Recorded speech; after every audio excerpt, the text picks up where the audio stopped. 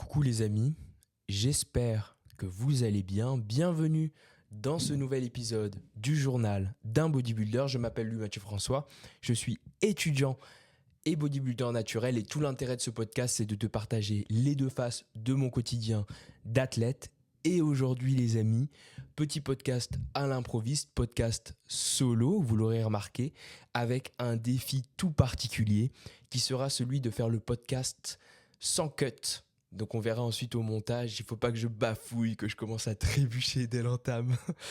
Mais très content de vous retrouver pour ce 10e chapitre du journal d'un bodybuilder. Aujourd'hui, le programme est très simple. Je vais vous faire déjà un retour sur les dernières semaines par rapport au bodybuilding, à mes études, comment les choses se passent, le plan pour la suite avec mon coach sur les semaines à venir. Et dans une deuxième partie, mais la première partie sera très courte. L'objectif, c'est simplement de vous faire un peu de journaling, un petit de journaling, un petit retour sur la façon dont les choses se passent en ce moment. Pour moi, spoiler, ça se passe très bien. Et dans un second temps, j'aimerais vous parler d'une question qui m'est venue et peut-être c'est une question que certains ou certaines d'entre vous se posent, qui est celle du prix du bodybuilding. Combien ça coûte de faire du bodybuilding? Est-ce que c'est cher de faire du bodybuilding, en me concentrant tout particulièrement sur le culturisme plutôt que la musculation, à partir de mon expérience en préparation? Donc voilà, dans une seconde partie, on parlera de ça, mais je pense que y a peut-être des éléments, si toi, tu n'es pas encore monté sur scène, mais tu envisages de monter sur scène, ou tu mènes le mode de vie d'un bodybuilder, voilà des éléments financiers qui doivent être pris en compte parce que c'est pas un sport qui est gratuit. Il y a beaucoup qui disent que c'est un sport de riches pratiqué par des pauvres. En fait, j'ai l'impression que tous les sports, tout le monde dit que son sport c'est un sport de riches pratiqué par les pauvres. Mais le bodybuilding tout particulièrement. Il y a l'image de Ronnie Coleman qui me vient directement, qui était pas riche en fait, hein, mais qui faisait du body et on le voit s'enquiller des quantités de nourriture assez phénoménales. Et déjà rien que ça, c'est un investissement. Mais on va y revenir. Bon, dans un premier temps, comment ça va de mon côté? Écoutez, ça va très bien. On arrive sur la dernière semaine de la phase de masse qui s'achèvera le 18 mars. Au terme de cette phase de masse, on va entamer avec Mathieu un mini-cut pour redescendre à un taux de masse grasse qui va nous permettre de repartir ensuite pour construire du muscle, tout simplement. On pourra aussi voir s'il y a des évolutions qui ont été faites, même si j'en doute, parce que la période de temps est quand même assez courte.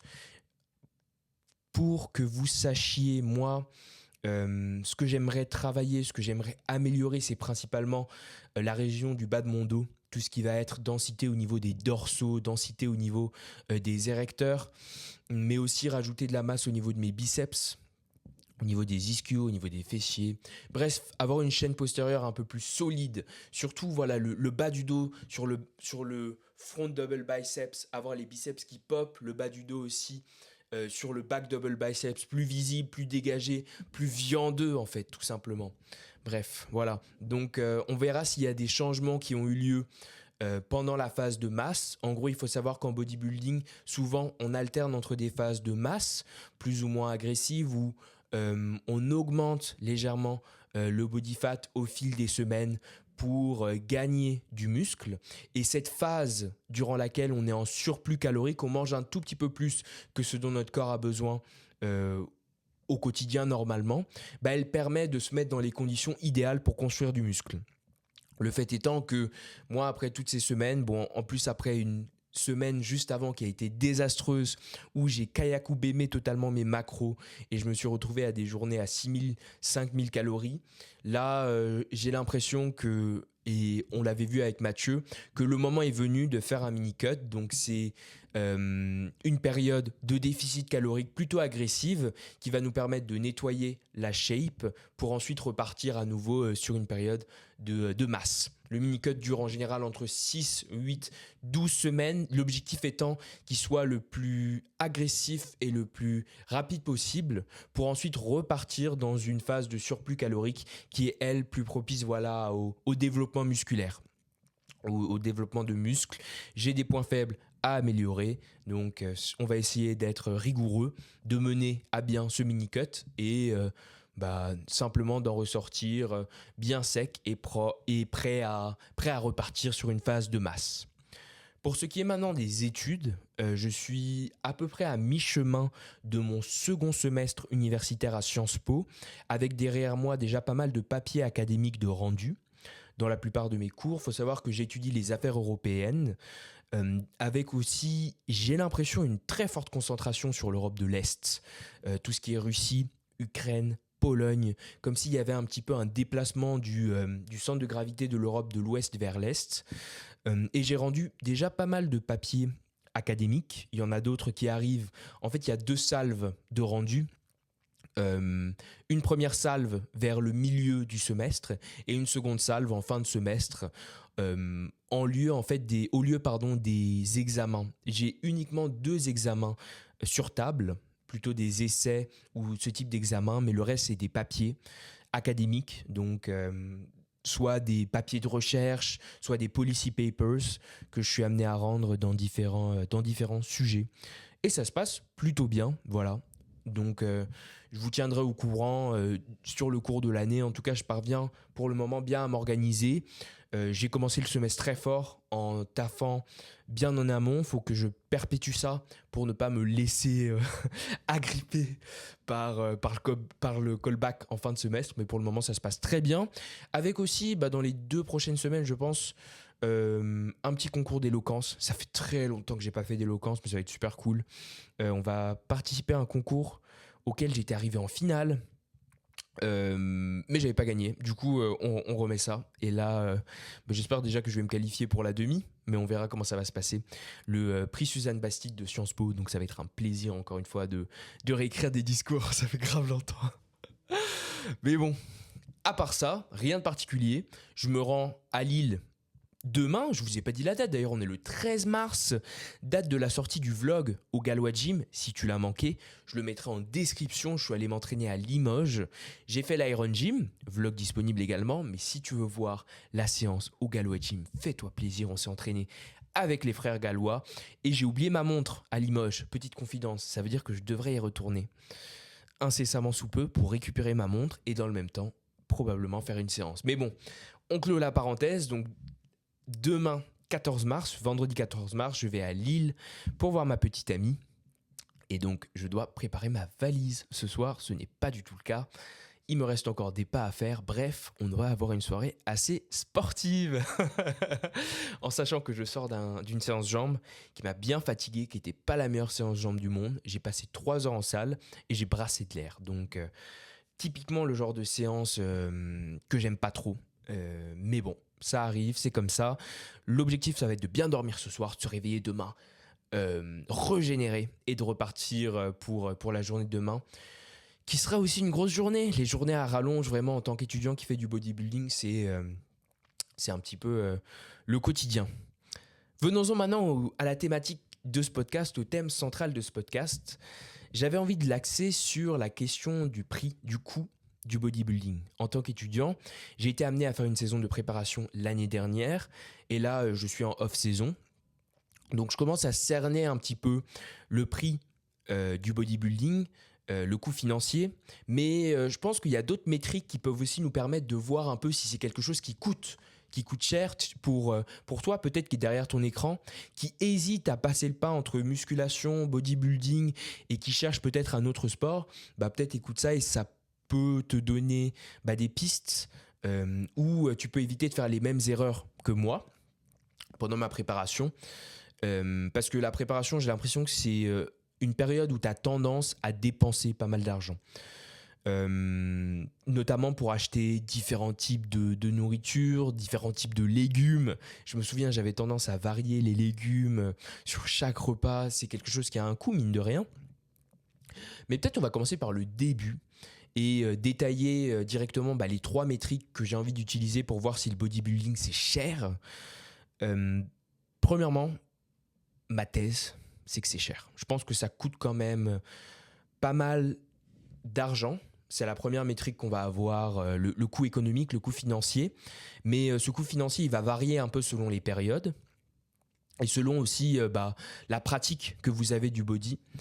Je pense que ça a un coût aussi en temps, mais on verra que le coût en temps du bodybuilding, de la musculation, encore une fois, il est à prendre avec des pincettes, parce que selon votre pratique, tout simplement faire de la musculation, je lisais un papier la semaine dernière qui disait que le temps qu'on passe à faire du sport a un rendement positif, c'est-à-dire qu'on gagne du temps d'espérance de vie. Par exemple, avec 1 heure de sport, je ne sais plus on gagnait combien de temps, mais on gagne du temps d'espérance de vie, du coup on allonge sa vie, de sorte que faire du sport, ça ne peut pas être une perte de temps.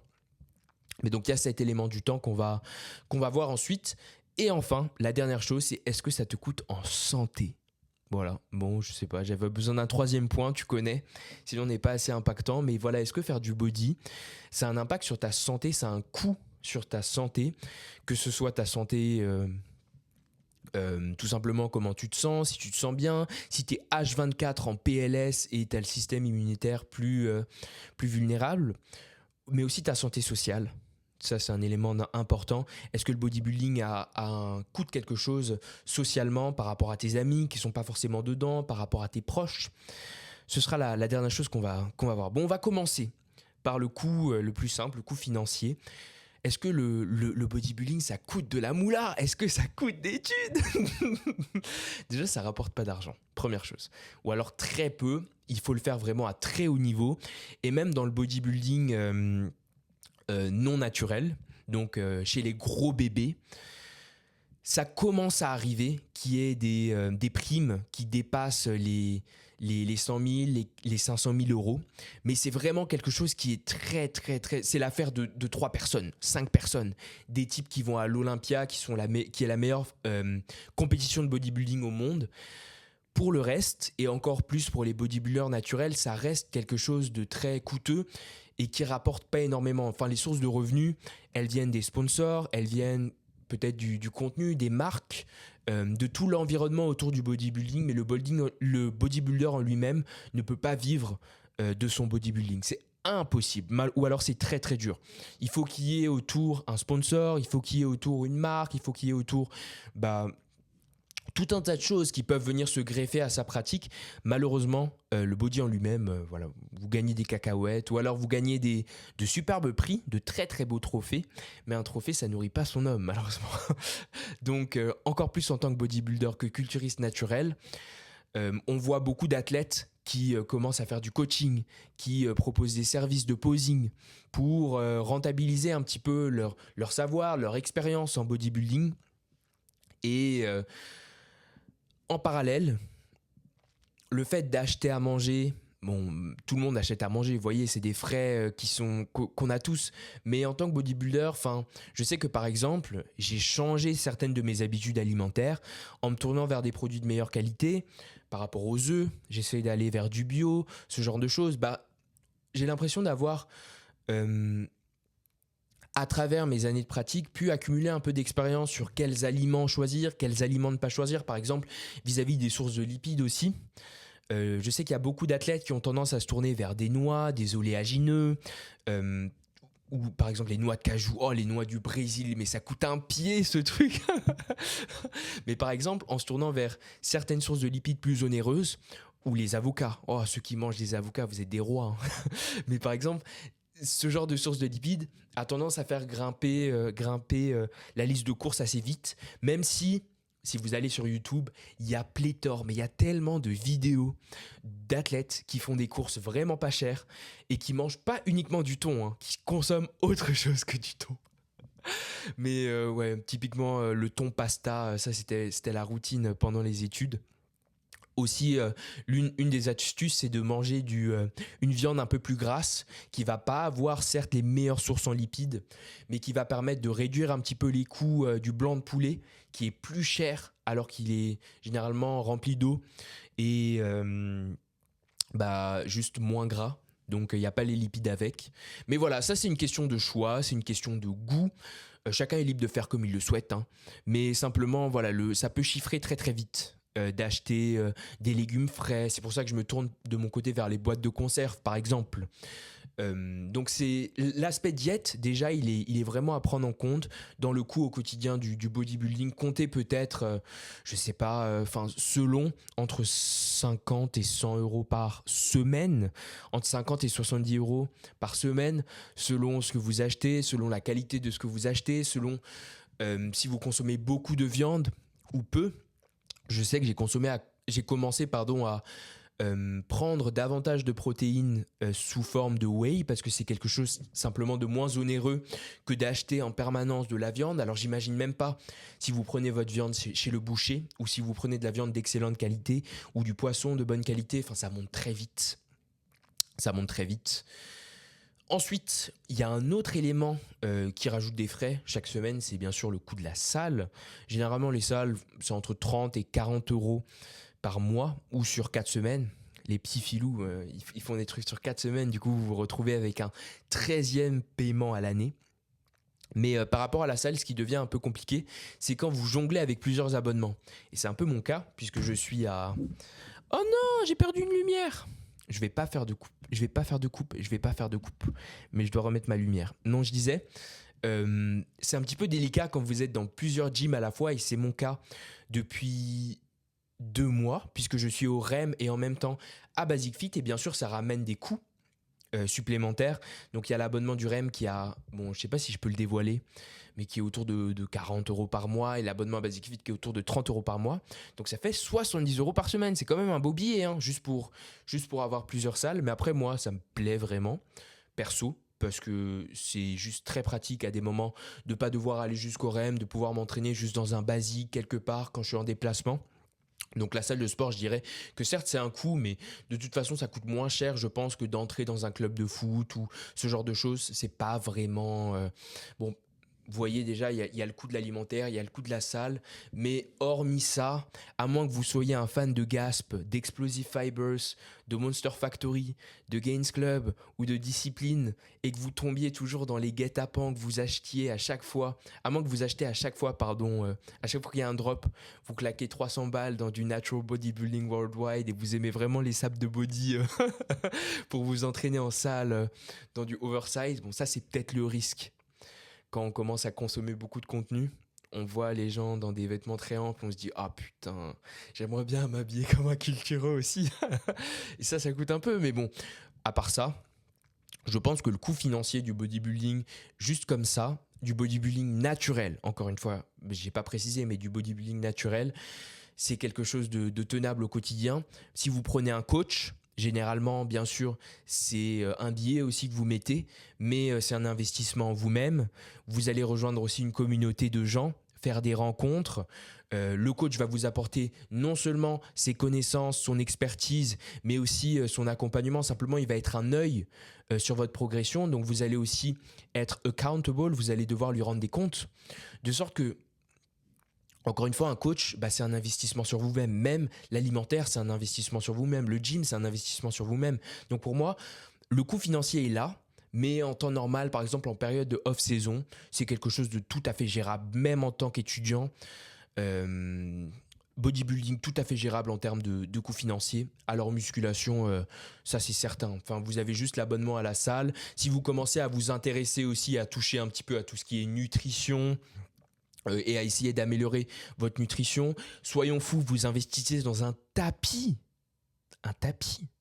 comme j'en ai un juste là, pour ne plus avoir à sortir, et vous voulez augmenter vos steps parce que vous êtes en moyenne à 2000 pas par jour, mais vous vous dites, ok, je vais me déterre, je vais faire 10 000 pas, 8000 pas même.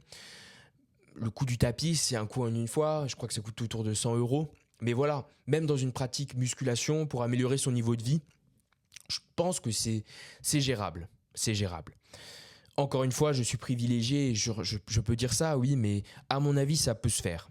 Maintenant vient la préparation, la prep. Et moi, je sais que lorsque j'ai commencé ma prep l'année dernière, j'étais peut-être pas conscient des coûts d'une préparation, parce que c'est quelque chose qui demande de planifier, déjà d'être stable économiquement, d'avoir suffisamment d'argent. Moi, j'avais la chance à l'époque de travailler dans un supermarché et dans un gym. Du coup, ça me permettait d'avoir un matelas de sûreté, en fait. Et heureusement, parce que c'est quelque chose qui faire une préparation, pardon, ça demande déjà de faire généralement plus attention à ce que tu manges, de choisir, comme tu manges moins en fait, tu as ce biais de se dire ok je vais acheter, de te dire pardon, ok je vais acheter des aliments de meilleure qualité. Et quand tes calories tombent, bah parfois il y a le truc bizarre qui se passe que la facture, tes dépenses à la semaine augmentent. Voilà. C'était assez particulier. Si tu tombes aussi dans le piège d'acheter plein d'édulcorants, plein de douceurs, pas trop caloriques, ce genre de choses, bah ça peut aussi très très vite faire monter l'addition, d'autant plus que généralement, je me souviens, il y avait des cookies protéinés aux différentes échéances de mes compétitions, c'est des choses qui, voilà, voilà, il faut y aller quoi.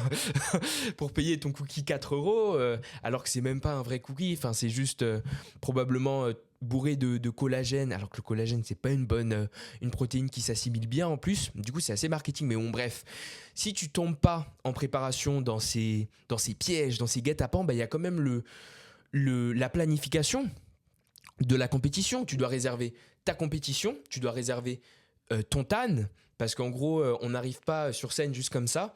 Il faut préparer la peau. Au préalable, bon, tu dois t'épiler. Il y a certains. Je sais que côté féminin, c'est encore plus cher. Mais même pour un mec, il faut s'épiler. Si tu veux aller t'épiler de façon professionnelle, tu mets un billet. Si tu veux te faire masser avant ta compétition pour bien faire ressortir tes muscles, ta définition, également. Mais ensuite, quand tu arrives à la compète, tu es à la compétition, tu te fais tanner, tu montes sur scène. En fait, je crois que c'est à peu près tous les coups pour la compétition, mais bon, t'es quand même arrivé sur le lieu, donc si t'es venu en train, si t'es venu en avion, t'as mis un billet, tu repars, tu mets un billet. Pour participer à la compétition, tu mets un billet.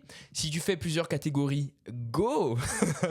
Si tu fais bodybuilding, tu payes pour bodybuilding. Si tu fais aussi classique, tu payes un cross catégorie ou bon, ça dépend des fédérations, mais généralement c'est plus de frais. Et un élément non négligeable que j'ai oublié, le Airbnb. Où dors-tu ? Moi, je sais que pour ma première saison, j'ai fait des dingueries. J'ai dormi dans des endroits où j'aurais pas dû dormir en tant que mec qui était en peak week. En gros, pendant la dernière semaine, la peak week, tu dois réduire au maximum la fatigue, réduire les pas et les calories augmentent pour te permettre de diminuer ton stress et de remplir tes muscles de glycogène. Mais moi, j'étais juste à faire des steps parce que je m'étais mis dans un Airbnb dans le trou des fesses du monde. Et du coup, c'était super loin. C'était super dur d'y aller. Et l'endroit était, je vais pas cracher sur l'endroit. C'était un gîte en fait. Le gîte était super cool. Les gens étaient super sympas. Mais je sais que les conditions n'étaient pas idéales. Et si c'était à refaire, je prendrais probablement pour 30, 40 euros de plus, je sais pas, un Airbnb personnel sur plusieurs jours. Ou alors, ce que vous pouvez faire, si vous êtes plusieurs compétiteurs de la même team, c'est prendre un Airbnb à plusieurs. Je pense que ça permet vraiment de réduire les coûts. Ça aide aussi si vous meal prepez chacun. Par exemple, du riz, quelqu'un fait du riz, il fait du riz pour les 2, pour les 3, pour les 4.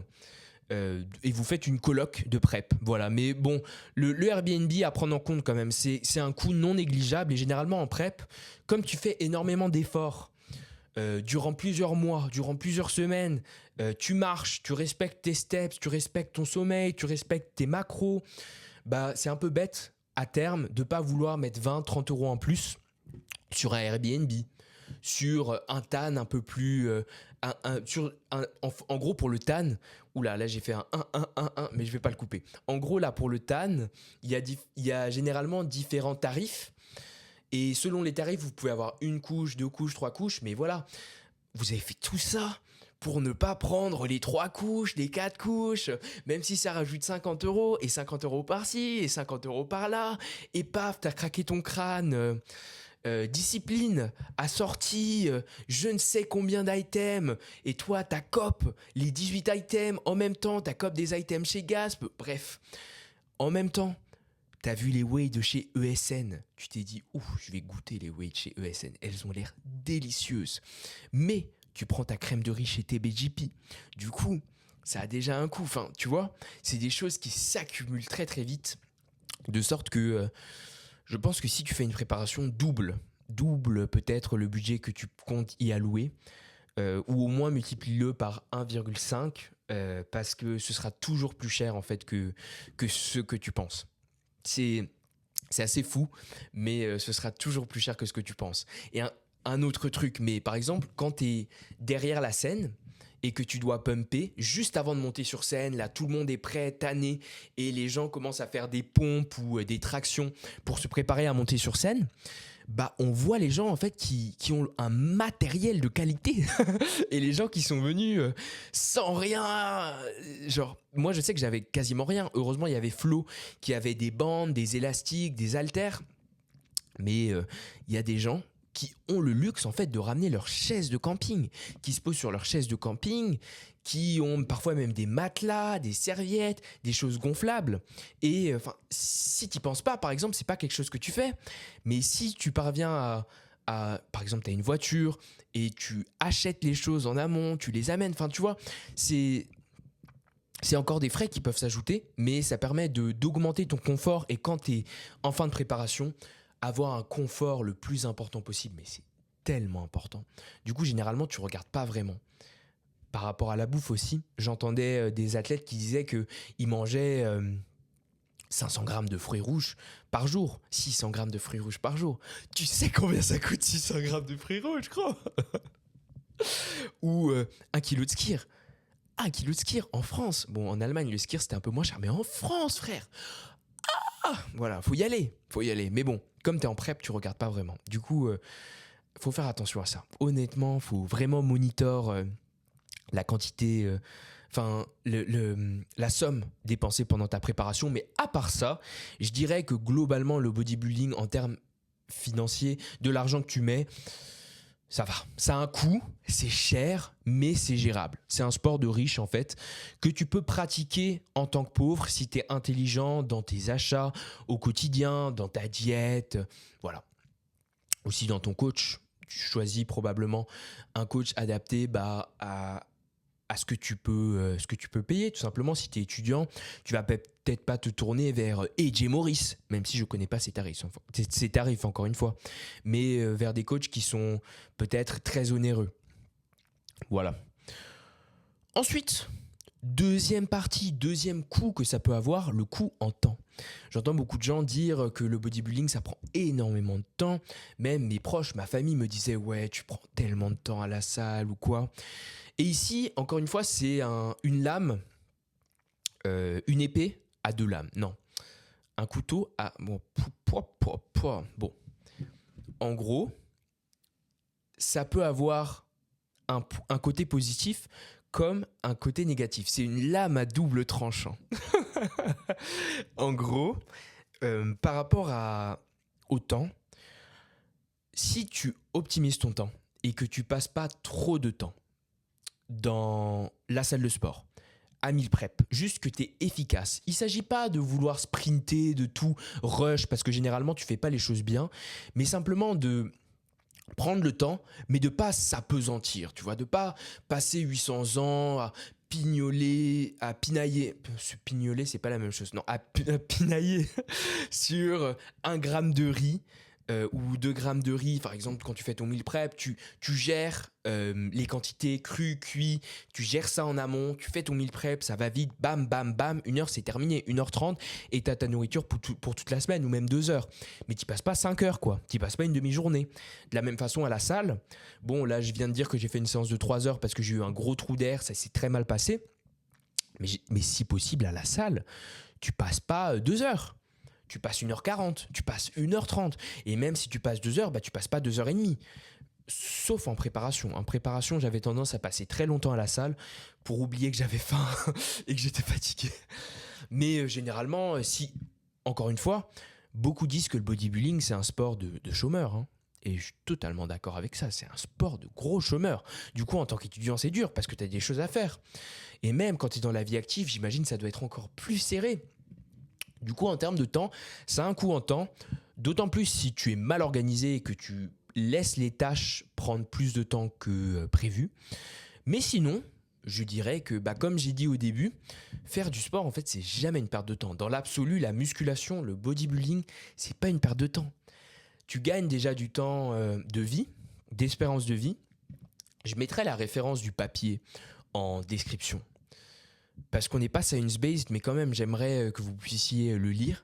Mais aussi, tu gagnes du temps simplement. Je sais pas, moi, quand je vais à la salle, j'ai l'impression que c'est du temps pour moi, que c'est du temps pour avancer vers mes objectifs, que c'est du temps bien investi, tu vois. Donc si tu crois assez fort et que tu es vraiment enraciné dans ton processus, que tu fais ça depuis, je sais pas, 1 an, 2 ans, 3 ans, tu sais que c'est pas du temps perdu, tu sais que c'est du temps qui te permet d'aller vers ton objectif. Et il y a souvent ce truc en bodybuilding de décompter les semaines en arrière par rapport à ta compétition. Il y a des gens qui disent, par exemple, qu'ils sont à 36, 42, 72 weeks out, à 72 semaines de l'échéance ou à 250 jours de l'échéance. Du coup, le temps que tu vas passer à la salle, s'il est bien investi, c'est du temps, tu vois, qui te rapproche en fait de manière indéboulonnable de cette échéance. Du coup, voilà, c'est pas du temps perdu, c'est du temps bien investi, en tout cas à mon avis. Bien sûr, ça dépend, encore une fois, de la façon dont tu t'organises, de la façon dont tu priorises aussi les choses. Bien sûr, si le lendemain, tu as un maxi galop d'essai et que tu révises depuis 3 jours seulement, alors que tous tes collègues révisent depuis 2 semaines, à ne pas reproduire d'ailleurs, mais le fait de réviser depuis 3 jours, mais bon, peut-être tu vas pas aller taper ta séance jambes de 3 heures, ou tu vas pas aller taper ta densité, ton RDL à 6 plaques, non, c'est peut-être pas le moment.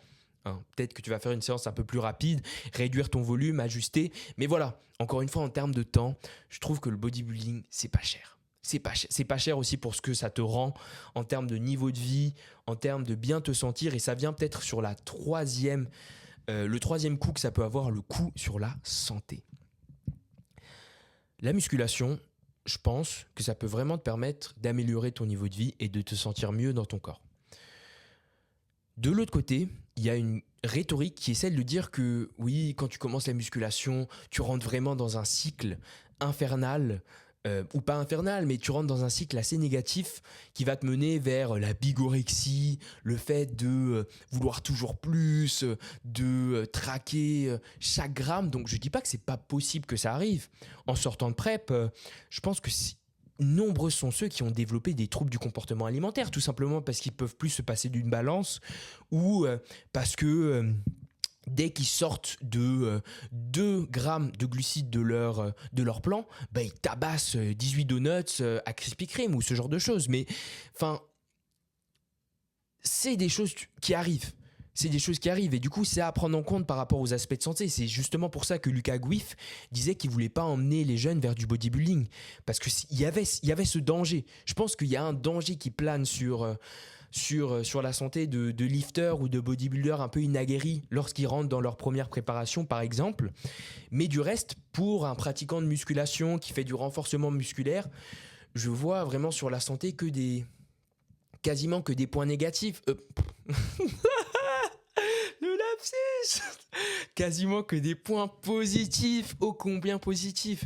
Vraiment, déjà, ça permet d'augmenter sa dépense au quotidien, ça permet de construire de la masse musculaire, et le muscle ensuite, quand on vieillit, c'est le meilleur ami contre le fait de tomber par exemple, le fait de se blesser. Enfin, moi je sais que mes parents, je leur dis allez go, il faut aller à la salle pour lutter contre la vieillesse, pour lutter contre l'âge. Mais voilà, à mon avis, c'est une habitude à prendre et pour la santé, c'est banger. Mais là vient la nuance du fait que, bien sûr, quand on atteint un certain niveau et qu'on commence à le faire, peut-être pour faire des compétitions ou en force athlétique, j'imagine que là, il y a d'autres éléments à prendre en compte parce que bien sûr, la performance, c'est jamais quelque chose qui va forcément améliorer la santé, qui va forcément améliorer le niveau de vie. Une préparation, ça peut être difficile. Je sais que il y a des athlètes féminines qui perdent leurs règles parce qu'elles descendent à des taux de masse grasse qui sont très bas. Donc, et même en tant qu'athlète masculin, psychologiquement, c'est dur ensuite quand tu sors d'une prépa de te dire ok, qu'est-ce que je fais, où est-ce que je vais, dans quelle direction je vais, est-ce que je repars sur une phase de masse, est-ce que je mange mon désespoir dans du beurre de cacahuète, qu'est-ce que je fais. Donc, par rapport à l'aspect santé mentale est aussi à prendre en compte, et pour l'aspect santé physique, pour un pratiquant de body, ma phobie par exemple, c'est de me blesser. Je sais que, voilà, parfois tu manipules des charges ou on essaye de le faire de la façon la plus safe possible, mais bien sûr, il y a une part de risque, et sans risque, il n'y aurait pas de fun. Mais voilà, si tu te blesses, ou si tu fais n'importe quoi, que tu rentres en gym, tu rentres en salle, et que tu sais pas vraiment comment faire, il y a le risque, possiblement, que tu te fasses mal. Et bah voilà, d'où la nécessité de contrôler son excentrique, de s'entraîner de façon réfléchie, en favorisant des augmentations de poids progressives, mais c'est un risque qui subsiste même en s'entraînant de la meilleure des façons possibles. Par exemple, je sais que j'ai des biceps relativement courts, donc il n'est pas exclu qu'un jour, en faisant un exercice, bah, je casse mon biceps et voilà, que je me sente très très mal, mais bon, en espérant que ça n'arrive jamais. Je sais qu'il y a Gundil, et c'est d'ailleurs John qui me l'a dit, John qui est un adhérent du REM, s'il passe par là, je le salue, mais qui m'a dit qu'on n'avait qu'un certain nombre de... en gros, que dans chaque corps, il y avait une réserve et qu'on pouvait faire un certain nombre de mouvements. Par exemple, que au moment actuel, au moment T, il me reste 2750 mouvements de squat. Et ensuite, au bout de ces 2750, je vais me blesser. Qui sait? Ou il m'avait dit aussi que par rapport aux mouvements de pousser au-dessus de la tête, qu'on avait un certain nombre de mouvements qu'on pouvait réaliser. Je crois que c'est Gundil qui disait ça, ou Delavier, je sais plus. Mais que quand on atteignait en fait le nombre de ces mouvements, bah c'était finito quoi. J'y crois pas trop, mais bon. Il y a une thématique d'usure hein, qui est réelle par rapport au bodybuilding et à la santé. Enfin, quand tu vois des gros monstres comme JP qui s'arrachent, Jordan Peters, qui est un bodybuilder britannique qui lève des charges astronomiques, mais qui s'arrache un peu partout et qui se blesse souvent du fait du bodybuilding. Moi je suis curieux de voir comment ces gens vont évoluer à 30, 40, 50 ans, 60 ans pour voir, parce que c'est un petit peu ce que je fais là.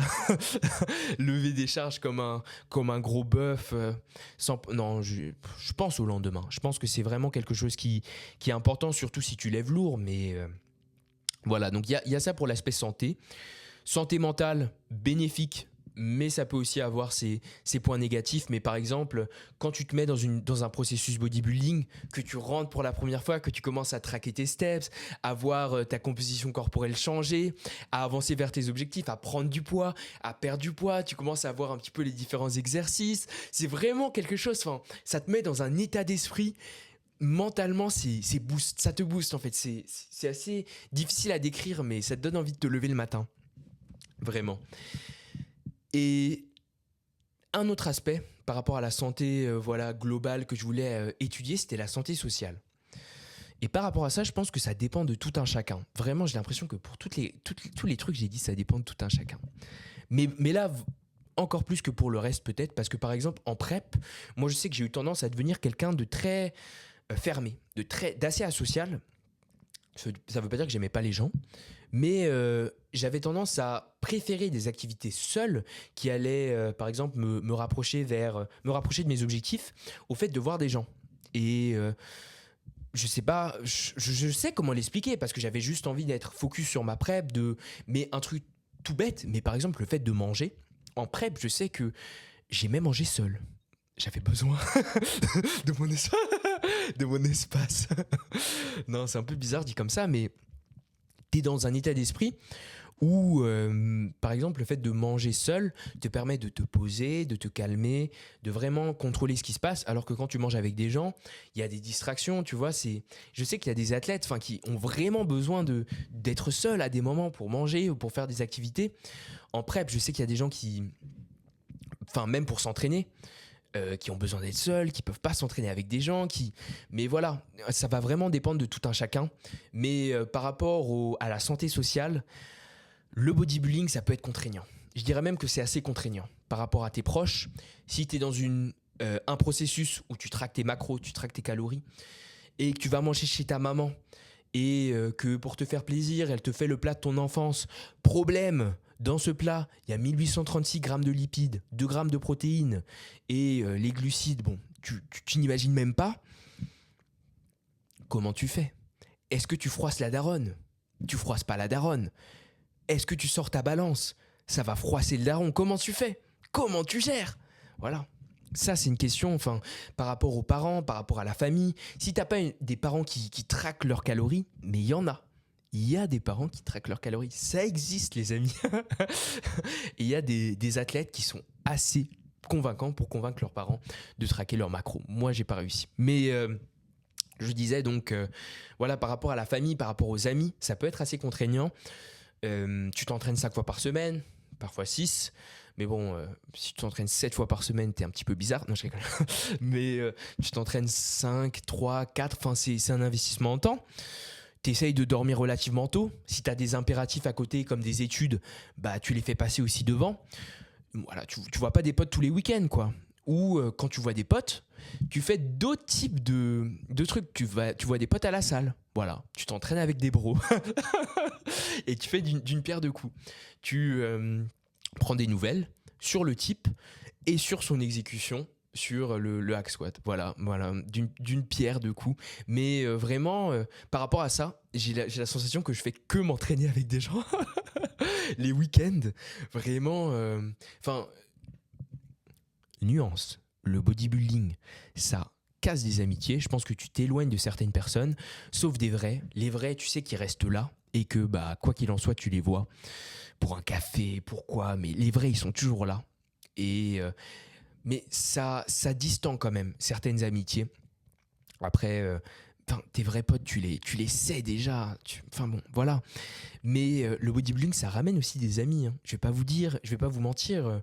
Ça ramène des connaissances, ça ramène des gens. Enfin, tu les aurais pas calculés en vrai. Et en fait, ils sont sympas.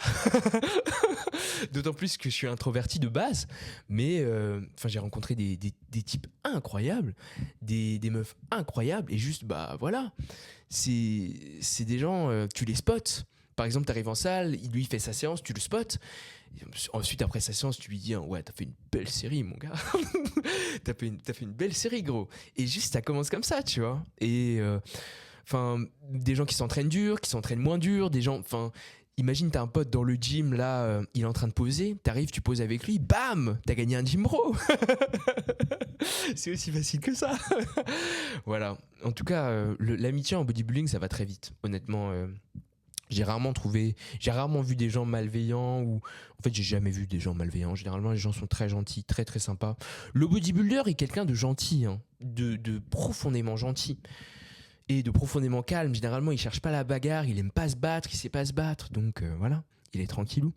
C'est un mec chill en fait. J'ai l'impression que je pourrais finir tous mes podcasts en disant que le bodybuilder est un mec chill. Voilà. Donc on a vu un petit peu si le bodybuilding c'est cher. En définitive, en conclusion,